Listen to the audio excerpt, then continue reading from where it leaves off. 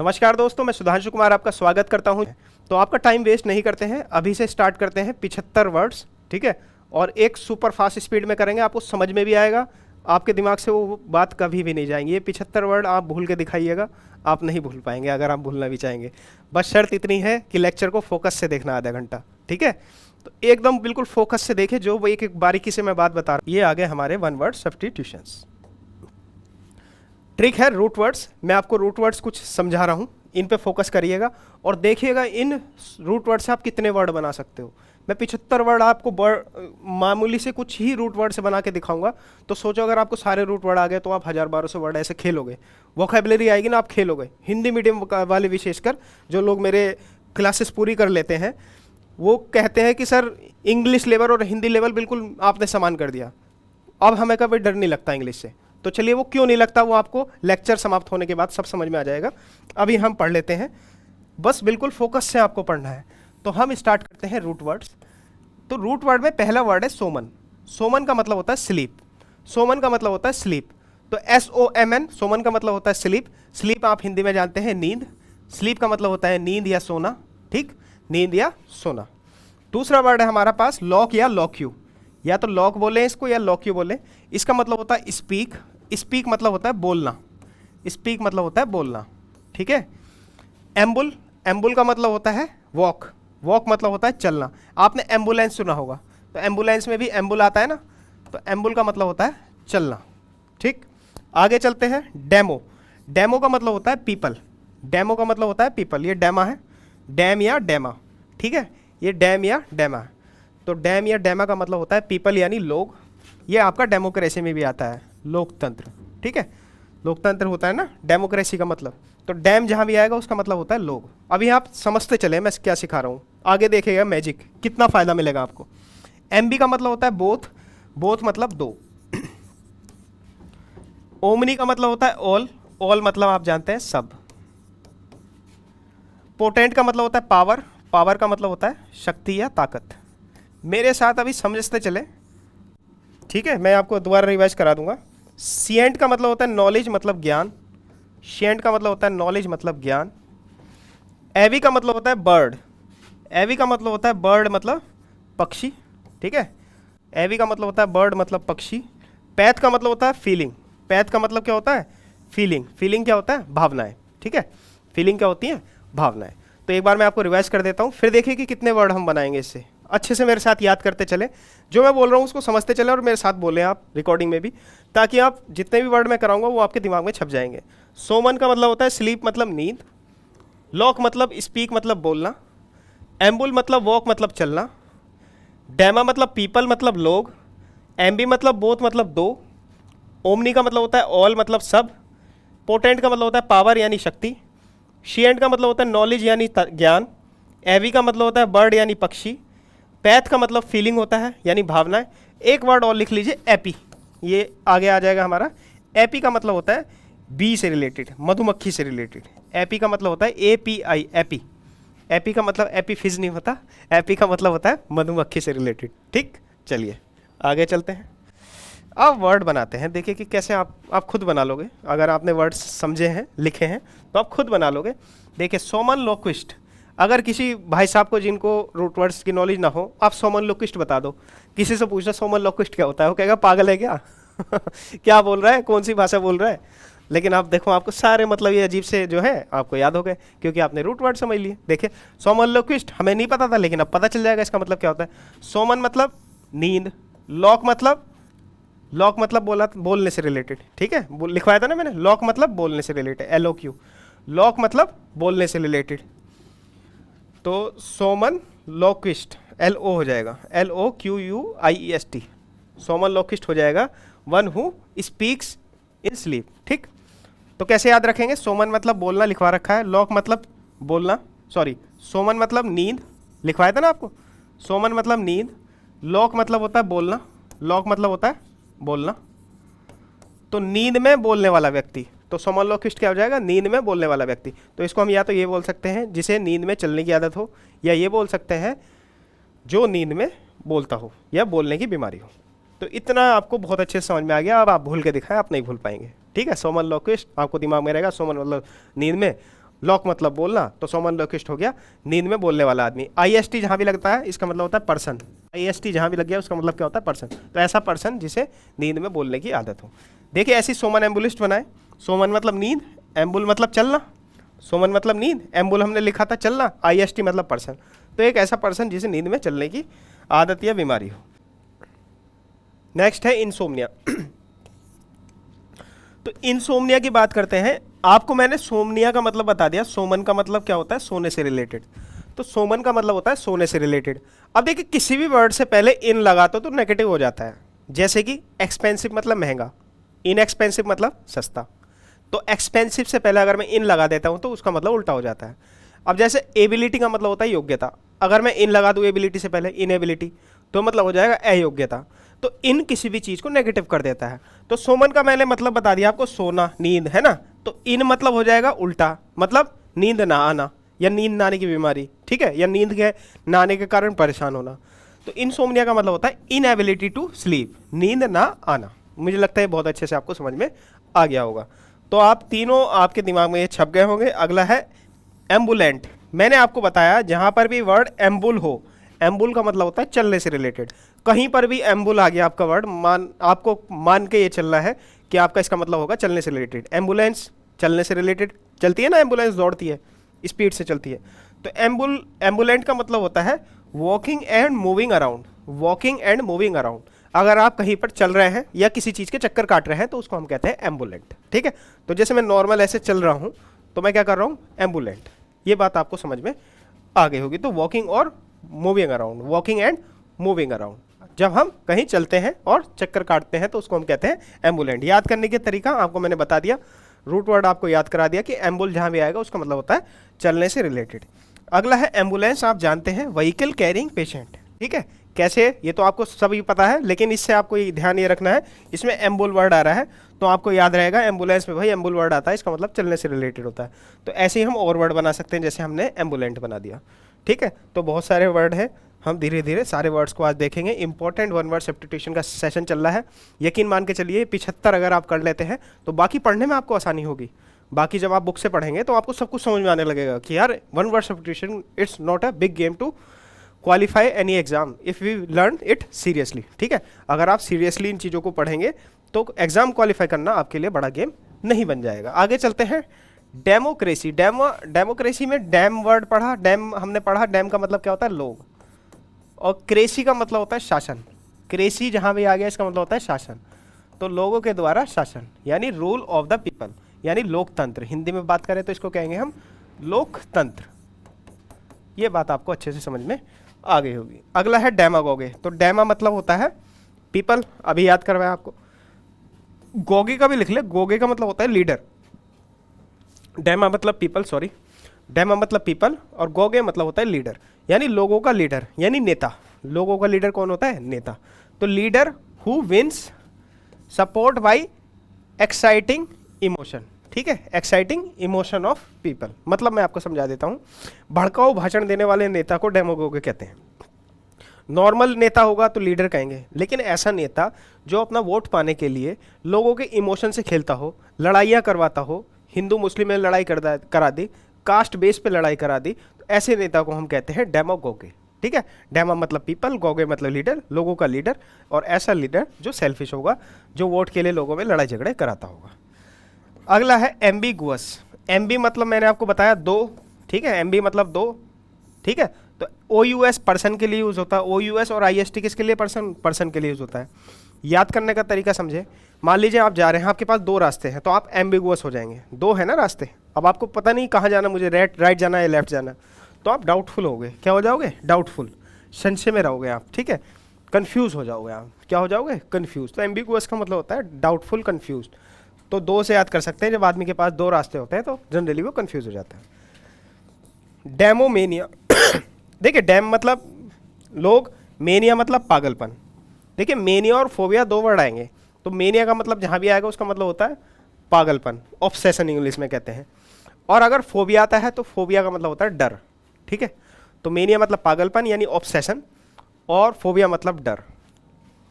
तो डेमा मतलब लोग, तो डेमोमेनिया मतलब एक्सेसिव अटैचमेंट विथ पीपल, लोगों से अत्यधिक लगाव यानी लोगों के लिए पागलपन, ठीक। और डेमोफोबिया का मतलब क्या होता है, एक्सेसिव फियर ऑफ पीपल, लोगों से डर। तो डेमोफोबिया का मतलब होता है लोगों से डर। मुझे लगता है इतना आपको बहुत अच्छे से समझ में आ गया होगा। अब बात करते हैं एम्बीवैलेंट। देखिए एम्बी का मतलब होता है दो, एम्बी का मतलब होता है दो, वैलेंट का मतलब फीलिंग्स कह सकते हैं आप, ठीक है। वैलेंट का मतलब क्या होता है, फीलिंग कह सकते हैं आप। एम्बी का मतलब दो, वैलेंट का मतलब फीलिंग हो गया। तो ऐसी फीलिंग्स, दो फीलिंग्स हैं, दो विचार आए आपके दिमाग में, ठीक है, और दोनों ही एक दूसरे के कॉन्ट्रडिक्टरी हैं, तो आप एम्बीवैलेंट हो जाएंगे। मैं समझा दूंगा, बेसिक से आपको घबराने की जरूरत नहीं है। कॉन्ट्रडिक्टरी क्या होता है, ये क्या होता है। देखिए आपके पास दो ऐसे विचार हैं कि एक विचार आपको चुनना पड़ेगा, दोनों एक साथ आप नहीं कर सकते। जैसे कि आपके मन में दो विचार है, मान लीजिए या तो है कि आज मूवी देखने जाऊंगा, या आज जो है मैं घर पे बैठ के पढ़ाई करूंगा। तो दोनों काम एक साथ हो सकते हैं, नहीं हो सकते। सिनेमा में जाओगे तो वहाँ पढ़ नहीं सकते, और घर बैठोगे तो सिनेमा थोड़ा ना आ जाएगा घर पे, ठीक है। तो दो ऐसे काम, दो ऐसी फीलिंग्स जो एक दूसरे को कॉन्ट्रडिक्ट करती हूँ, मतलब एक के बिना दूसरी नहीं होंगी, ठीक है। एक साथ दोनों काम नहीं हो सकते, तो उसको हम कहते हैं एम्बीवैलेंट। ऐसी स्टेज को कहते हैं हम ambivalent, having two opposing feelings at same time, एक ही समय में दो अपोजिट फीलिंग हो तो हम कहते हैं एम्बीवैलेंट। अगला है एवियरी। एवियरी का मतलब क्या होता है, एवी का मतलब मैंने आपको चिड़िया बताया ना, एरी का मतलब होता है प्लेस, एरियम का मतलब होता है प्लेस, एक्वेरियम हो गया जैसे, है ना। एरी या एरियम, एरियम या एरी, इसका मतलब होता है प्लेस। तो जैसे एक्वेरियम में भी एरियम आता है, ठीक है, तो इसका मतलब होता है प्लेस। एवी मतलब पक्षी, एरी मतलब प्लेस, तो ऐसा प्लेस जहां पर चिड़िया को रखा जाता हो। अ प्लेस फॉर बर्ड्स कर लीजिए इसको, अ प्लेस फॉर बर्ड्स, ठीक। ऐसी एक एपियरी होता है, एपियरी। एरी मतलब प्लेस, एपी मैंने लिखा था आपको बी, तो अ प्लेस फॉर बीज, ठीक है, प्लेस फॉर बीज, जहां मधुमक्खियों को रखा जाता है, प्लेस फॉर बीज हो जाएगा एपियरी का मतलब। तो ऐसे ही एवियरी का मतलब क्या हो जाएगा, एवी मतलब bird, a place for birds. ये बात आपको अच्छे से समझ में आ गई होगी। अगला है एविएशन। एविएशन क्या होता है, एविएशन आपने सुना होगा, मुझे एविएशन में जाना है, लोग कहते हैं मुझे एविएशन में जाना है, मुझे पायलट बनना है, ठीक है, मुझको पायलट बनना है, मुझको प्लेन उड़ाने हैं। तो एविएशन एक इंडस्ट्री होती है जहाँ पर या तो प्लेन्स ऑपरेट करे जाते हो, जैसे आपके एयरपोर्ट हो गए, ठीक है, आईजीआई इंटरनेशनल एयरपोर्ट हो गया, या तमाम तरीके के एयरपोर्ट हो गए। तो वो भी क्या है, एक एविएशन का पार्ट है, जहाँ पर एयरप्लेन्स ऑपरेट होते हो, एक जगह से दूसरी जगह जाते हो, या एयरक्राफ्ट जहाँ पर बनते हो, हवाई जहाज, उसे भी एविएशन कहेंगे। तो एविएशन का मतलब होता है एक प्रकार की इंडस्ट्री हो गई कि भैया जहाँ पर हवाई जहाज या तो ऑपरेट होते हो या बनाए जाते हो। तो आपको समझ में आ गया, एवी से याद रख सकते हैं आप, एवी का मतलब पक्षी, और हवाई जहाज भी एक तरह का पक्षी के डिज़ाइन में बनता है। आपको ये बात पता है कि हवाई जहाज भी एक पक्षी के डिज़ाइन में बनता है। तो एविएशन का मतलब हो गया आर्ट ऑफ डिज़ाइनिंग और ऑपरेटिंग एयरक्राफ्ट। मुझे लगता है आप ज़िंदगी में अब नहीं भूलेंगे कि एविएशन का मतलब क्या होता है, अगर आप ध्यान से मेरी बातों को समझ रहे हैं और सुन रहे हैं। अगला है ओमनी प्रेजेंट। ओमनी का मतलब ऑल होता है, सब। ओमनी का मतलब होता है ऑल यानी सब। प्रेजेंट मतलब उपस्थित, कहते हैं ना present ma'am, Rahul present ma'am, Gaurav present ma'am, Neha present ma'am. तो इसलिए ओमनी का मतलब सब, प्रेजेंट मतलब उपस्थित, जो हर जगह उपस्थित हो। ओमनी प्रेजेंट हो जाएगा one who is present everywhere, जो हर जगह उपस्थित हो। ये भगवान के लिए यूज होता है, ओमनी पोटेंट, ओमनीशिएंट, ओमनी पोटेंट, ओमनीशिएंट और ओमनी प्रेजेंट, तीनों वर्ड भगवान के लिए यूज होते हैं। लेकिन आपको याद रखना है कि इसका मतलब क्या होता है। ओमनी प्रेजेंट मतलब जो हर जगह प्रेजेंट हो, ओमनी मतलब सब, पोटेंट मतलब पावर यानी जो सर्वशक्तिमान हो, ठीक है। पोटेंट का मतलब क्या होता है, पावर। ओमनी मतलब सब यानी सर्वशक्तिमान, इंग्लिश में कहेंगे इनफाइनाइट इन पावर, जिसके पास पूरी ताकत है, ऑल माइटी है जो, ठीक है, ऑल पावरफुल है जो। सॉरी, स्टार्ट करते हैं अगला वर्ड, ओमनीशिएंट, ठीक है, ओमनीशिएंट। अच्छा एक बात और बताना चाहूंगा, मैं आपको लिखने का टाइम इसलिए नहीं दे रहा हूं क्योंकि देखिए समय कम है। आपको क्या करना है ना, इस लेक्चर को बस सुन लेना है और एक बार एग्जाम से पहले सुन लेना है, तो आपका बेस अच्छा तैयार हो जाएगा। मैं ये नहीं कह रहा कि यही सफिशिएंट है, इसके बाद आपको पढ़ना है, लेकिन इसको आप लेक्चर को पढ़ के आप चीज़ों को पढ़ेंगे ना तो बड़ा मजा आएगा आपको वन वर्ड सब्स्टिट्यूशन का। इस बात की मैं गारंटी देता हूँ इस लेक्चर को सुनने के बाद, ठीक है, आपको वन वर्ड सब्स्टिट्यूशन अच्छे लगने लगेंगे। ओमनीशिएंट, ओमनी मतलब सब, शिएंट मतलब होता है नॉलेज। साइंटिस्ट में भी साइंस आता है ना, ये वर्ड शिएंट, साइंस में भी आता है शिएंट, ठीक है। तो इसका मतलब होता है नॉलेज, साइंस में भी नॉलेज होती है और साइंटिस्ट में भी नॉलेज होती है, नॉलेज, ठीक है, नॉलेज, KNOWLEDGE। ओमनी मतलब सब, सिएंट मतलब नॉलेज, तो जिसके पास सब जानकारी, वन हु नोज एवरीथिंग, इसे हिंदी में कहते हैं सर्वज्ञाता। ठीक है, हिंदी में इसको कहते हैं सर्वज्ञाता, जो सब कुछ जानता हूं। अगला है सिंपैथी। सिंपैथी, देखिए पैथी का मतलब फीलिंग होता है ना, सिंपैथी का तो मतलब आपके पास, आपको वैसे ही पता है कि किसी पे दया आ गई तो उसको हम सिंपैथी कहते हैं, दया भावना। ठीक है, लेकिन पैथ वर्ड देखिए, इसमें पैथ वर्ड आ रहा है, मुझे तो ये याद रखना है कि पैथ का मतलब क्या होता है, फीलिंग्स। ठीक है, सिंपैथी का मतलब आप सभी जानते हैं फीलिंग और सपोर्ट होता है। ठीक है, यानी दया। ठीक, तो पैथ इसमें याद रखें, पैथ का मतलब होता है फीलिंग, क्योंकि आगे पैथ के और भी वर्ड आपके आएंगे। जैसे कि आ गया एपैथी, देखिए पैथ का मतलब फीलिंग, ए लगा देते हो किसी चीज़ से पहले या इन लगा देते हैं तो नेगेटिव हो जाता है। ठीक है, तो अगर ए लगा देते हो तो नेगेटिव, पैथ मतलब फीलिंग, ए लगा दिया तो नेगेटिव हो जाएगा, मतलब लैक ऑफ फीलिंग, फीलिंग ना होना, भावना ना होना। ठीक है, लैक ऑफ इंटरेस्ट या लैक ऑफ फीलिंग, इतना आपको समझ में आ गया होगा। अगला है एम्फीफीबियम। अच्छा, पैथ से ऐसा नहीं कि यही वर्ड है, और भी वर्ड बन सकते हैं, अगर मैं आपको बना के दिखाऊं तो पैथ से पैथोलॉजिस्ट भी बन जाएगा। ठीक है, तो पैथ का मतलब दो होता है, एक तो फीलिंग होता है और एक डिजीज़ भी होता है। तो पैथोलॉजिस्ट कौन होते हैं, ऐसे डॉक्टर जो डिजीज़ को देखते हो, बिल्कुल जो डिजीज़ के नेचर को बताते हो। ऐसे कौन से डॉक्टर होते हैं, आप खून की जांच कराने जाते हैं तो वो जो डॉक्टर होते हैं वो पैथोलॉजिस्ट होते हैं, मतलब वो आपके ब्लड के सैंपल देख के बता देंगे कि आपको क्या बीमारी है, तो ऐसे डॉक्टर को हम बोलते हैं पैथोलॉजिस्ट। ठीक है, नई चीज़ पता चली। ठीक, तो ऐसे जो डॉक्टर के हम तो ये कह देते हैं भाई खून की जांच लिखी डॉक्टर ने, खून की जांच करवाने लैब पे चल रहे हैं, लेकिन हमें कहना चाहिए हम पैथोलॉजिस्ट के पास जाना है, ताकि उसे आपका क्रोकोडाइल हो गया, मगरमच्छ, वो पानी पर भी रह सकता है और ज़मीन पर भी रह सकता है। ठीक है, ऐसी और कौन सा जानवर हो गया जो आपका पानी, जैसे आपका हो गया फ्रॉग हो गया। ठीक है, और कौन सा हो गया, पेंगुइन्स हो गई। ठीक है, तो ऐसे जानवर जो पानी में भी रह सकते हैं और ज़मीन पर भी रह सकते हैं, ऐसे को हम कहते हैं एम्फीबियंस। एम्फीबियंस क्या कहते हैं, एम्फीबियंस। ये बात आपको समझ में आ गई होगी। आगे चलते हैं, आगे है रूट वर्ड है अगला साइड। साइड का मतलब होता है किलिंग। साइड का मतलब क्या होता है, किलिंग। किलिंग मतलब हत्या। ठीक है, साइड का मतलब होता है किलिंग यानी हत्या।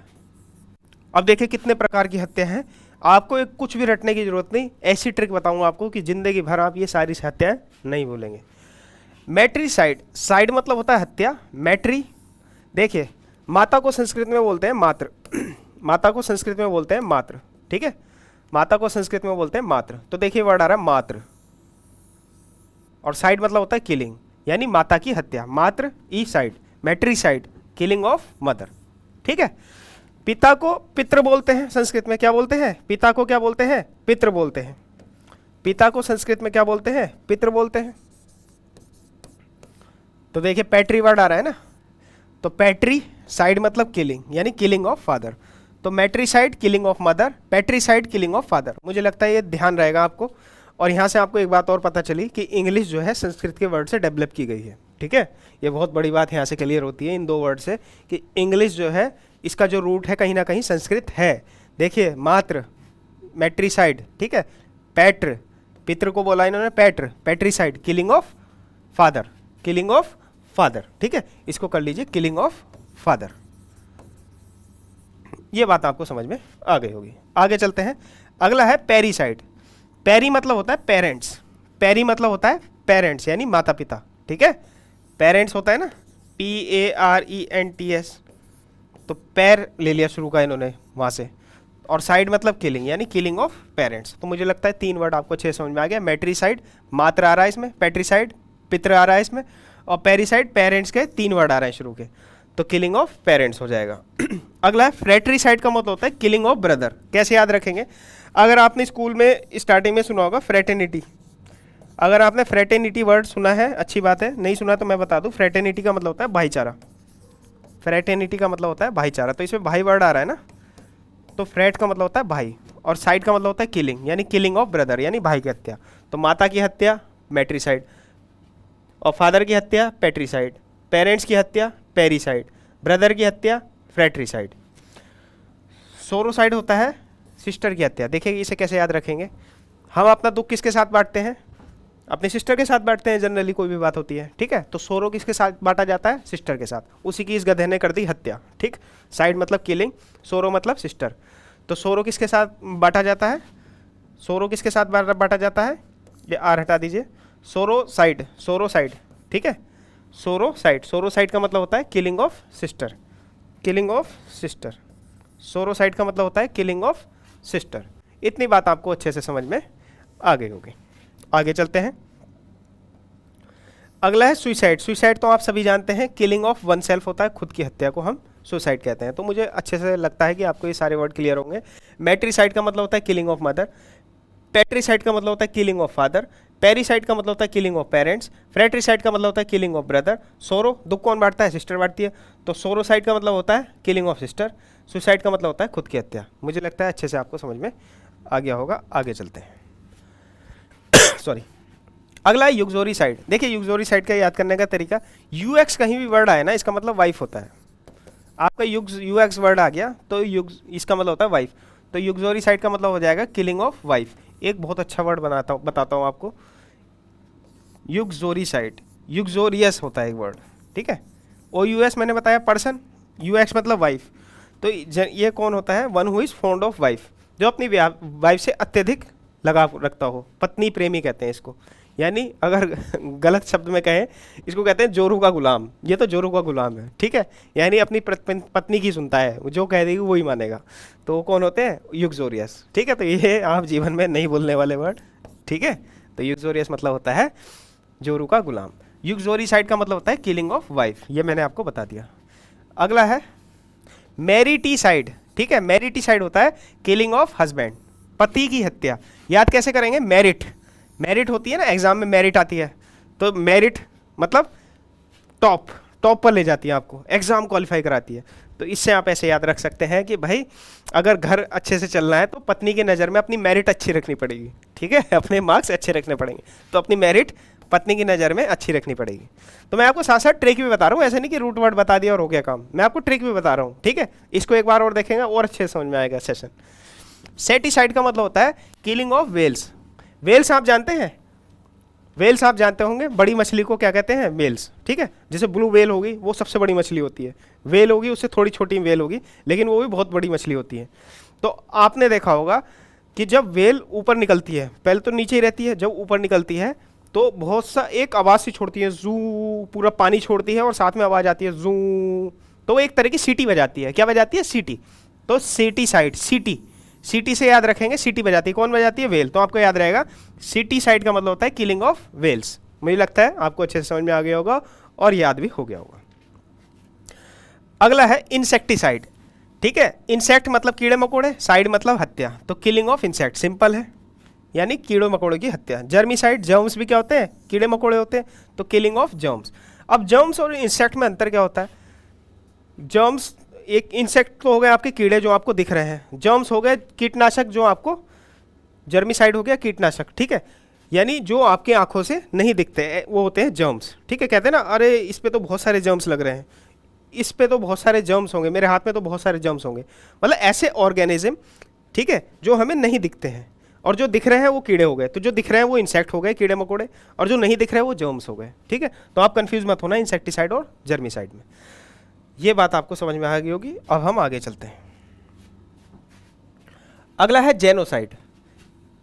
जेनोसाइड, साइड मतलब होता है हत्या, और जीन मतलब होता है जीन्स। जीन्स आप समझते हैं? जनरेशन, जीन से याद कर सकते हैं जनरेशन से। देखिए जीन क्या होता है, अब हम इस पे विचार करेंगे और एक छोटी सी कहानी सुनेंगे, 1 सेकंड 10-15 सेकंड की, ताकि आपको कुछ चीज़ें क्लियर हो जाए। देखिए 2 न्यूक्लियर अटैक हुए थे, हिरोशिमा और नागासाकी के, ठीक है। तो उसमें ये भी पाया जाता है कि उस टाइम अटैक कब हुआ था? आज से 60-70 साल पहले, 80 साल पहले, है ना। 1945 में हुआ था ना हमला, नागासाकी पे और हिरोशिमा पे। तो 1945 की बात है, लेकिन उनकी जो जनरेशन है वो आज भी अपाहिज पैदा होती है कुछ लोगों की, समझ रहे हैं आप? मतलब उस टाइम इफेक्ट हुआ, तो आज की जनरेशन पे क्यों प्रभाव पड़ रहा है? आज के उनके पोते हो गए, ठीक है, पोते के भी लड़के हो गए, वो भी कुछ उनमें से विकलांग पैदा होते हैं, ठीक है, दिव्यांग पैदा होते हैं। तो उसका कारण क्या है? उसका कारण है उनके अंदर जो जीन है, संरचना है जो अंदर की, वो गड़बड़ा गई। तो जो उनकी जीन है वो क्या हो गई? गड़बड़ा गई। तो जीनोसाइड का मतलब होता है किलिंग ऑफ रेसेस, पूरी रेस को खत्म कर दिया, ठीक है, पूरी ही रेस को खत्म कर दिया। इसे हिंदी में कहते हैं नरसंहार। तो आपको कहानी से अब हमेशा याद रहेगा, ठीक है, नरसंहार। अब मैंने जो आपको कहानी बताई है आपको याद रहेगा, या तो आप जीन से समझ सकते हैं या इसको जीन को पढ़ सकते हैं आप जेनरेशन, जनरेशन, ठीक है, एक पीढ़ी से दूसरी पीढ़ी, जनरेशन क्या होती है, पीढ़ियाँ, तो पीढ़ी से भी याद कर सकते हैं, जनरेशन से या जीन से, किलिंग ऑफ रेसेस, सबको मार डाला, नरसंहार कर दिया, ठीक है, नरसंहार कर दिया, ठीक। तो जीन क्या होता है, बेसिकली एक हमारे बॉडी में चीज़ होती है, ठीक है, हमारे अंदर पाई जाती है, जो हमारी एक्टिविटीज़ को आने वाली जनरेशन में ट्रांसफ़र करती है, ठीक है। मान लीजिए मेरी कोई आदत है, मैं बार बार गर्दन ऐसे झुकाता हूँ, तो इसकी भी संभावना है कि जो मेरा बच्चा होगा उसमें वो इन्फॉर्मेशन ट्रांसफ़र हो जाए, ठीक है। तो उसको हम कहते हैं हेरिडिटी इन्फॉर्मेशन। वो किस में ट्रांसफ़र होती है, जीन में। खैर हमें इतना डीप में नहीं जाना क्योंकि हम साइंस नहीं पढ़ रहे, हमें बस जनरेशन से याद रख लेना है या जीन से याद रख लेना है, इसका मतलब होता है नरसंहार। मुझे लगता है बहुत अच्छे से क्लियर हो गया होगा। अच्छा टाइम लिया इस पर क्योंकि ये इंपॉर्टेंट है, कई बार मल्टीपल टाइम्स ये आया है, इसलिए मैंने इस पर टाइम लिया, आपको स्टोरी भी बताई।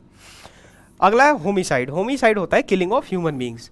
तो ऐसे याद रख सकते हैं, होम, होम के अंदर इंसान ही रहते हैं, ठीक है, जानवर भी रहते हैं वैसे, पाल लेते हैं, तो जनरली होम के अंदर इंसान होते हैं, तो इंसानों की हत्या, killing of human beings. Fungicide, fungus होता है, किलिंग ऑफ फंगस, कोई दिक्कत नहीं, ठीक है, किलिंग ऑफ फंजाई या फंगस।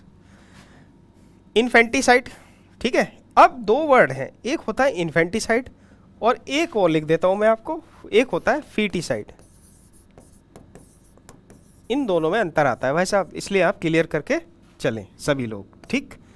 इन्फेंट और फीटस में क्या अंतर होता है, देखिए, बच्चे का अगर जन्म नहीं हुआ तो उसे हिंदी में बोलते हैं भ्रूण, अगर बच्चा गर्भ में है उसे बोलते हैं भ्रूण, इंग्लिश में बोलते हैं फीटस, इंग्लिश में बोलते हैं फीटस।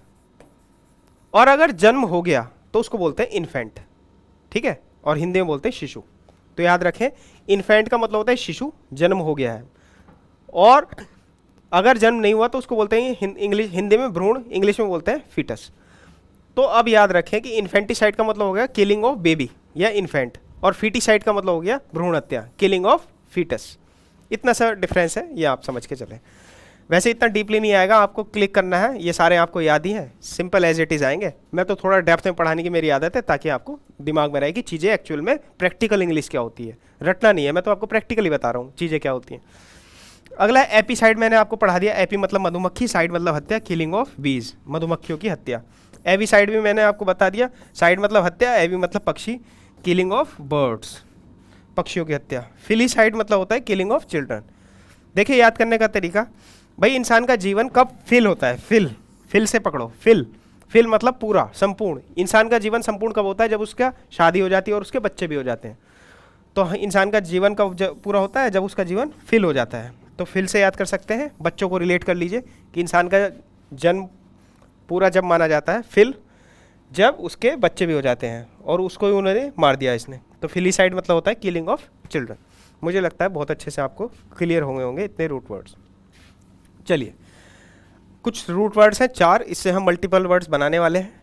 तो रूट वर्ड्स देखिए आपके, थियो मतलब होता है गॉड यानी भगवान, आर्की जहाँ भी आएगा इसका मतलब रूल, क्रेसी का मतलब भी रूल, और पैन का मतलब होता है ऑल, ठीक है। एक वर्ड देखें पेनेसिया, कई बार आया है मैं तो कह रहा हूँ हज़ारों बार आ गया है, ठीक है, अन्य प्रकार के एग्जाम में मिला के कई बार रिपीट होता है। पेनेसिया, पेनेसिया, पैन मतलब होता है ऑल, लिखा है ना, पैन मतलब क्या होता है, ऑल, यानी हर बीमारी का इलाज। हिंदी में कहते हैं इसको रामबाण, हिंदी में क्या कहते हैं इसको, रामबाण, ठीक है, यानी हर बीमारी का इलाज, हर समस्या का इलाज, तो उसको हम कहते हैं पेनेसिया। बात समझ में आ गई आप? तो ये रूट वर्ड्स देखें एक बार, थियो जहाँ भी आएगा गॉड, आर्की या क्रेसी आएगा रूल यानी शासन, पैन मतलब होगा ऑल यानी सब। अब देखिए कितने वर्ड्स हम इससे बना लेंगे सॉरी। पैनथीज्म, पैन का मतलब क्या होता है ऑल, थियो का मतलब बताया मैंने आपको गॉड, तो वर्शिप ऑफ ऑल गॉड्स। अब ये मत सोचिए थी आ रहा है इसमें, थियो तो नहीं आ रहा सर, तो पूरा नहीं मिलाना आपको, ठीक है, इतनी अंडरस्टैंडिंग लानी पड़ेगी। पैन मतलब ये, थीज्म, थियोथीज्म मतलब वर्शिप ऑफ ऑल गॉड्स, ठीक है, क्लियर हो गया। अगला मोनोथीज्म, थीज्म हमने पढ़ा गॉड, मोनो मतलब होता है एक, मोनो का मतलब जहाँ भी होगा उसका मतलब होता है, मोनो का मतलब होता है एक, तो मोनोथीज्म मतलब worship of one God. Panacea मैंने बता दिया आपको, क्योर ऑफ ऑल प्रॉब्लम्स, सभी बीमारियों की समस्याओं का इलाज। अब है पेंडेमिक, ठीक है, पेंडेमिक क्या होता है, डिजीज अफेक्टिंग ऑल कंट्रीज, अगर बीमारी सभी जगह फैल जाए तो उसको हम पेंडेमिक कहते हैं। देखिए डिफरेंस मैं क्लियर कर देता हूँ, 3 वर्ड होते हैं, एंडेमिक, एपिडेमिक, एंडेमिक, एपिडेमिक और पेंडेमिक। कोरोना वायरस आपका शुरू हुआ वुहान से, तो जब तक ये वुहान में था तब तक ये एंडेमिक। जैसे ये पूरे चाइना में फैला और एक दो देशों में और फैल गया तो ये हो गई एपिडेमिक। और ये पूरे देशों में फैल गया, सभी देशों में फैल गया, पूरे वर्ल्ड में फैल गया, तो अब ये हो जाती है पेंडेमिक। तो मुझे लगता है क्लियर हो गया। पैन मतलब ऑल, तो पेंडेमिक, डेमिक मतलब बीमारी, ठीक है। तो ऐसी बीमारी जो सभी जगह फैल जाए, तो डिजीज अफेक्टिंग ऑल कंट्रीज। तो ये मुझे लगता है आपको समझ में आ गया होगा। अगला है थियोलॉजी। थियोलॉजी का मतलब होता है स्टडी ऑफ रिलीजन, रिलीजन का अध्ययन, धर्म का अध्ययन को क्या कहते हैं। याद करने का तरीका, थियो का मतलब होता है गॉड, लॉजी का मतलब होता है किसी भी चीज़ का अध्ययन। लॉजी जहाँ भी आएगा इसका मतलब होता है स्टडी, थियो मतलब गॉड, तो गॉड की स्टडी यानी स्टडी ऑफ रिलीजन, ठीक है। गॉड की तो पढ़ाई नहीं करेंगे ना, धर्म की पढ़ाई करेंगे, ठीक। आगे चलते हैं। अगला है जी आपका थियोक्रेसी। थियो का मतलब होता है गॉड, क्रेसी का मतलब मैंने आपको बताया रूल, ठीक है। तो रूल बाई गॉड या गवर्नमेंट बाई गॉड, भगवान के द्वारा शासन। तो ये रूट वर्ड्स देख रहे हैं, रूट वर्ड याद है तो हमें सारे एकदम क्लियर हो जाएंगे। मोनार्ची, मोनो मतलब एक, आर की मतलब शासन, ठीक है। तो रूल बाई किंग और क्वीन, क्योंकि किंग और क्वीन अकेले ही तो शासन करेगा, ऐसा थोड़ा ना होता है, दो राजा होते हैं, ठीक है, एक ही राजा होता है। तो मोनो मतलब एक, आर की मतलब शासन, एक आदमी के द्वारा शासन मतलब राजा या रानी के द्वारा शासन। सॉरी, ओटो का मतलब इससे अलग है, ठीक है। ओटो मतलब एक होता है और क्रेसी मतलब शासन, तो रूल बाई वन पर्सन। तो इसमें कंफ्यूज नहीं होना। मोनार्की आएगा तो आपको किंग या क्वीन लगाना है, ऑटोक्रेसी आएगा तो एक लगाना है आपको, एक आदमी के द्वारा शासन, ठीक है। ऑटो मतलब एक, जैसे ऑटोमेटिक, ऑटोमेटिक से याद रख सकते हैं, उसमें कोई एक ही चीज़ वर्क करेगी ना, एक मशीन, ठीक है। तो ऑटोमेटिक में या तो मशीन ही वर्क करेगी या हम वर्क करेंगे, ठीक है। तो ऑटो जहाँ भी आएगा इसका मतलब एक होता है, तो ऑटोक्रेसी का मतलब हो गया rule by one person. Democracy, ये हमने कर लिया गवर्नमेंट बाई पीपल। अगला है एरिस्टोक्रेसी। देखिए एरिस्टो का मतलब होता है नोबल और क्रेसी का मतलब होता है रूल, तो रूल बाई नोबल्स। अब ये नोबल समझते हैं हम, रूल नोबल्स क्या होगा, ठीक है। और एरिस्टो की कोई ट्रिक बना लीजिए ताकि आपको याद रहे, मैं आपको बना के दे देता हूँ। देखिए राजा होता है, रानी होती है, राजा के जो रिश्तेदार होते हैं या खास आदमी होते हैं जो उसके दरबार में बैठे रहते हैं। पुरानी पिक्चरों में देखा होगा आपने या सीरियल्स में देखा होगा, एक राजा ऐसे बैठा रहता है, फिर उसके साइड में ना जो मुख्य लोग बैठे रहते हैं वो नोबल्स होते हैं। वो क्या होते हैं, नोबल्स। तो अगर राजा मर जाता है, रानी मर जाती है, तो नोबल्स क्या कुछ समय के लिए राज करते हैं नहीं करते हैं, तो रूल बाई नोबल्स। तो इसे हम कहते हैं एरिस्टोक्रेसी। क्या कहते हैं हम इसको, एरिस्टोक्रेसी। ऐसे याद कर सकते हैं, एरिस्टोक्रेसी को बोल सकते हैं ऐसी की तैसी, राजा की ऐसी की तैसी हो गई, वो मर गया तो क्या हो गई यहाँ, रूल बाई नोबल, नोबल के द्वारा शासन होने लगा, ठीक है। इतनी बात आपको समझ में आ गई होगी। 48 पे आ जाते हैं।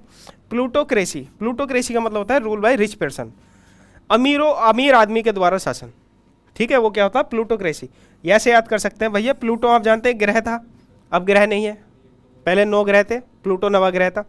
तो अगर प्लूटो ग्रह तक कोई पहुंचना चाहे तो कोई अमीर आदमी पहुंचेगा ना सॉरी, गरीब आदमी को तो भेजेंगे नहीं, तो प्लूटो से याद रख सकते हैं। प्लूटोक्रेसी का मतलब rich, rule by rich person, rule by rich person. अगला है एनार्की। आर्की का मतलब होता है, आर्की का मतलब होता है गवर्नमेंट रूल। एन मतलब लगा देंगे तो नेगेटिव हो जाता है, उल्टा मतलब हो जाता है, यानी एब्सेंस ऑफ गवर्नमेंट। देखिए आर्की का मतलब मैंने आपको बताया, आर्की और कृषि का मतलब होता है गवर्नमेंट, और ए या एन लगा दो या इन लगा दो तो नेगेटिव हो जाता है, उल्टा हो जाता है उसका मतलब। तो एन लगा दिया ना आर्की से पहले, तो इसका मतलब उल्टा हो जाएगा। तो आर्की का मतलब होता है गवर्नमेंट, तो एन आर्की का मतलब हो जाएगा एब्सेंस ऑफ गवर्नमेंट, ठीक। इतनी बात आपको समझ में आ गई होगी। अब हम 50वें वर्ड पे आ गए, डाई आर्की। आर्की का मतलब रूल, डाई मतलब होता है दो, डाई मतलब क्या होता है दो, तो दो गवर्नमेंट यानी डुअल रूल, ठीक है। द्वैत शासन जिसे हिंदी में कहते हैं। अंग्रेजों के टाइम पे था ना द्वैत शासन, हमारे राजा भी राज करते थे और अंग्रेज भी राज करते थे, तो डुअल गवर्नमेंट चला था, ठीक है। डुअल गवर्नमेंट चला था 1765 से 1772 तक। आगे चलते हैं। अगला है ओलिगार्की। ओलिगार्की का मतलब होता है rule by few person, rule by few person, कुछ लोगों द्वारा शासन, ठीक है। तो ओलिग का मतलब ऐसे फ्यू होता है, पर इसका मतलब आप थोड़ा सा ट्रिक बना लीजिए ताकि आपको याद रहे। तो ऐसे याद रख सकते हैं, ऑलिव ऑयल जो होता है ना, ऑलिव ऑयल वो बहुत कम लोग खाते हैं, बहुत अमीर लोग खाते हैं, ठीक है। बहुत कम लोग ऑलिव ऑयल खाते हैं, तो फ्यू पीपल, फ्यू बनाना है आपको, फ्यू पीपल, ठीक है, फ्यू पावरफुल पीपल। तो ऑलिव ऑयल कोई कौन खाएगा, कुछ गिने चुने अमीर आदमी खाते हैं ना, तो फ्यू पावरफुल पीपल क्या खाते हैं, ऑलिव ऑयल। तो ओलिगार्की का मतलब होता है rule by few powerful people, ये आपको याद रहेगा। अगला है पैट्रियार्की। आर्की का मतलब होता है शासन, मैंने आपको बता दिया। पैट्री का मतलब पिता, तो पिता के द्वारा शासन, रूल बाई फादर। अगला है पॉलीआर्की। पॉली मतलब अनेक, ठीक है, ये याद रखें। मोनो का मतलब एक होता है, बाई का मतलब दो होता है, और पोली का मतलब अनेक होता है। पॉली का मतलब अनेक होता है। तो पॉलीआर्की का मतलब होता है गवर्नमेंट बाई मैनी पर्सन्स, ठीक है। पॉली मतलब अनेक और आर्की मतलब गवर्नमेंट। बाई मतलब दो, आर्की मतलब गवर्नमेंट, तो गवर्नमेंट बाई 2 पर्सन। अब अगला है पेंटिसोक्रेसी। पेंटिसोक्रेसी का मतलब होता है गवर्नमेंट बाई ऑल। कैसे याद रखेंगे? आर्की का मतलब गवर्नमेंट, पैन मतलब ऑल, ठीक है। बीच में क्या लिखा है इससे कोई फर्क नहीं पड़ता। पैन मतलब ऑल, आर्की मतलब गवर्नमेंट, तो पेंटिसोक्रेसी का मतलब होगा रूल बाई ऑल, ठीक है। ये रूट वर्ड से आपका क्लियर हो गया। अगला है नियोक्रेसी। क्रेसी का मतलब होता है शासन, नियो मतलब नया, आप जानते हैं ना, नियो, नियो मतलब होता है नया, और क्रेसी का मतलब होता है रूल, तो रूल बाई न्यू पर्सन या रूल बाई इनएक्सपीरियंस पर्सन, तो नए आदमी के द्वारा शासन या अनुभवहीन व्यक्ति द्वारा शासन। तो न्यूक्रेसी हो जाएगा rule by new person, rule by new या इनएक्सपीरियंस्ड पर्सन, इनएक्सपीरियंस्ड पर्सन। ये बात आपको क्लियर हो गई। अगला है मोबोक्रेसी। मॉब मतलब होता है भीड़, मॉब मतलब होता है भीड़, आप सब जानते हैं। क्रेसी मतलब होता है रूल, तो रूल बाई मॉब, मॉब होता है भीड़, भीड़ द्वारा शासन। कैकिस्टोक्रेसी का मतलब होता है बुरे लोगों द्वारा शासन, rule by worst citizens, rule by worst citizen मतलब बुरे लोगों द्वारा शासन, वर्स्ट मतलब होता है बुरा, कैकिस्टोक्रेसी, ठीक है। ऐसे याद रख सकते हैं कि जो पैसा किस्तों में देता है वो बुरा बन जाता है सबकी नज़रों में, ठीक है। भाई किसी ने आपसे कहा 10,000 रुपये दे दो, आपने तुरंत दे दिए, लेकिन आपने कहा 2 दिन में वापस कर दियो भैया, अब वो आपको किस्तों में लौटा रहा है, तो कैकिस्टोक्रेसी यानी किस्तों में पैसा लौटा रहा है, यानी वो बुरा आदमी है, रूल बाई वर्स्ट सिटीजन, तो बुरे लोगों द्वारा शासन, ठीक। जैसे अफगानिस्तान में क्या चल रही है, कैकिस्टोक्रेसी चल रही है। अगला है गाइनोक्रेसी। देखिए गायने का मतलब स्त्री होता है, जहां भी आपका गायने आ गया ना वर्ड, GYNAE या GYNE, इसका मतलब स्त्री होता है। जैसे गाइनोकोलॉजिस्ट, स्त्री रोग विशेषज्ञ, ठीक है, तो गायने का मतलब स्त्री होता है, तो गाइनोक्रेसी का मतलब क्या हो जाएगा? गायने मतलब स्त्री, क्रेसी मतलब रूल, तो रूल बाई विमेन यानी स्त्री के द्वारा शासन। इतनी बात आपको समझ में आ गई होगी, ठीक है। अब आगे कुछ रूट वर्ड्स और देख लेते हैं। फिलो, फिल या फिलो का मतलब होता है लव, मेरे साथ साथ याद रखें। मिस या मीजो का मतलब होता है हेट। गैम या गैमी का मतलब होता है मैरिज। मोनो का मतलब होता है एक। बाई का मतलब होता है दो। पॉली का मतलब होता है अनेक। एंथ्रो का मतलब होता है मैनकाइंड। ग्लोट का मतलब होता है लैंग्वेज। गाइने का मतलब होता है विमेन, और बिबिलियो का मतलब होता है बुक। मैं धीरे धीरे एक बार और पढ़ देता हूँ आपको। फिलो का मतलब होता है लव। मीज या मीजो का मतलब होता है हेट करना। गैम या गैमी कहीं वर्ड आ जाए तो मैरिज। मोनो का मतलब एक, बाई का मतलब दो, पॉली का मतलब मैनी यानी अनेक, ये मैंने आपको बता दिए। एंथ्रोप कहीं आ जाए तो मैनकाइंड। एंथ्रोप का मतलब होता है मैनकाइंड, ठीक है। एंथ्रोप का क्या मतलब होता है? मैनकाइंड यानी मानव, ठीक है, मानव या मानवता। ग्लोट का मतलब हो जाएगा लैंग्वेज यानी भाषा। गायने का मतलब मैंने बता दिया आपको ऑलरेडी, विमेन यानी स्त्री। और बिब्लियो जहाँ भी आएगा इसका मतलब होता है बुक यानी किताब। अब इससे हम रूट वर्ड्स बनाएंगे। सॉरी। तो देखिए मोनो का मतलब एक होता है, गैमी का मतलब होता है विवाह, तो मोनो गैमिस्ट, IST पर्सन के लिए यूज होता है, तो ऐसा व्यक्ति जो एक आदमी से विवाह करे, तो मैरिड टू 1 पर्सन। बाई मतलब दो, गैमी मतलब विवाह, IST मतलब पर्सन, तो ऐसा आदमी जो 2 शादी करे, मैरिड टू 2 पर्सन्स। पॉलीगैमिस्ट, गैमी मतलब विवाह, IST मतलब पर्सन, पॉली मतलब अनेक, तो मैरिड टू मैनी पर्सन। समझ रहे हैं रूट वर्ड्स का जादू? देखिए आपको रूट वर्ड्स आते हैं, आप कोई सा भी वर्ड बना लेंगे, तो रूट वर्ड इसलिए आपको तैयार करने हैं बहुत अच्छे से, ठीक। फिलो गाइनिस्ट, फिलो का मतलब होता है लव, गाइने का मतलब होता है स्त्री, IST का मतलब होता है पर्सन, तो वन हु लाइक्स और एडमायर विमेन, जो लोगों स्त्रियों को पसंद करता हो या स्त्रियों को आगे बढ़ाने की प्रयास करता हो कि स्त्रियों को आगे बढ़ना चाहिए, ऐसी सोच हो, ठीक है, तो उसको हम कहते हैं फिलोगाइनिस्ट। फिलो मतलब लव, गाइने मतलब स्त्री, IST मतलब पर्सन, ऐसा पर्सन जो स्त्री से या तो प्रेम करता हो या स्त्री को आगे बढ़ाने वाली बातें करता हो कि स्त्रियों को भी आगे कंधे से कंधा मिला के चलना चाहिए, ऐसे लोगों को कहते हैं हम फिलोगाइनिस्ट। और मीजोगाइनिस्ट इसका जस्ट उल्टा हो जाएगा। मीजो मतलब हेट करना, गाइने मतलब स्त्री, IST मतलब पर्सन जो स्त्रियों से नफरत करता हो या जो ये मानता हो कि स्त्रियों का काम केवल घर में रोटियां बनाना है, ठीक।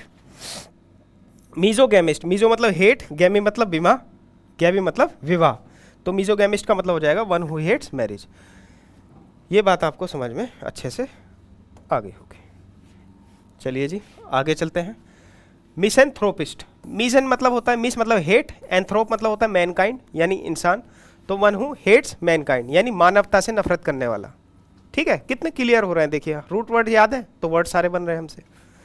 बिब्लियो मतलब किताब होता है, मैंने आपको बताया। फाइल मतलब फील मतलब लव, तो लवर ऑफ बुक्स, किताब प्रेमी। ठीक है, बिब्लियोफोबिया, बिब्लियो मतलब किताब, फोबिया मतलब डर, बता रखा है आपको, तो एक्सट्रीम फियर ऑफ बुक्स, किताबों से डर। जू फाइल, जू में क्या रहते हैं, जानवर, तो जू मतलब होता है जानवर, जू मतलब होता है जानवर, और फिल मतलब होता है लव, तो यानी जानवरों से प्रेम, और जू फोबिया क्या हो जाएगा, जानवरों से डर। एंथ्रोपोलॉजी, एंथ्रोप का मतलब मैंने आपको बता दिया मैनकाइंड, लॉजी का मतलब बताया स्टडी यानी study of mankind, study of mankind या study of development of human beings, मानव अध्ययन, जिसको हिंदी में हम कहेंगे मानव अध्ययन। तो इस प्रकार मैंने आपको 70 बहुत मज़े से और आपको आराम से ये वर्ड्स याद हो गए होंगे। ठीक है, अब हम आगे आगे अपने लास्ट स्लाइड पे।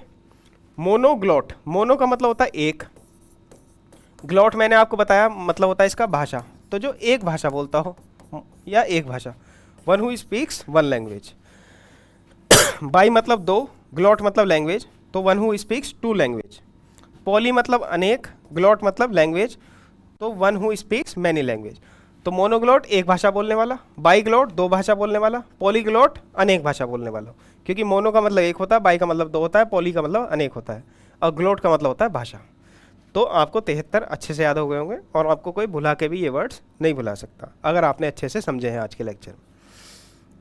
अगला है फिलेंथ्रोपिस्ट, फिल मतलब होता है लव, एंथ्रोप का मतलब मैंने आपको बता दिया होता है इंसान। ठीक है, तो इंसानों से प्यार करने वाला, IST का मतलब होता है पर्सन, तो लव ऑफ मैनकाइंड, जो इंसान से प्रेम करता हो यानी मानव प्रेमी। ठीक है, फिलेंथ्रोपिस्ट कौन होगा, मानव प्रेमी। गायनेकोलॉजिस्ट, गायने मतलब स्त्री, ठीक है, और लॉजिस्ट मतलब स्पेशलिस्ट या डॉक्टर, तो गायनेकोलॉजिस्ट कौन होगा, a specialist in women disease, Hindi में कहते हैं इसे स्त्री रोग विशेषज्ञ। अब आपको बहुत अच्छे से सेशन समझ में आया होगा, एक बार और सेशन आपको देखना है, और याद रखें 75 वर्ड इतने इंपॉर्टेंट हैं, आप वन वर्ड सब्स्टिट्यूशंस के बाद आप बुक में जाएंगे तो आपको मैक्सिमम मिलेंगे, पेपर में भी आपके मिलेंगे। ठीक है, लेकिन मैं ये नहीं कह रहा आपको केवल 75 करना है, इसके बाद आपको बुक से भी कवर करना है। ठीक है, हमारे और भी सेशंस होंगे। जी द बेस्ट, थैंक यू।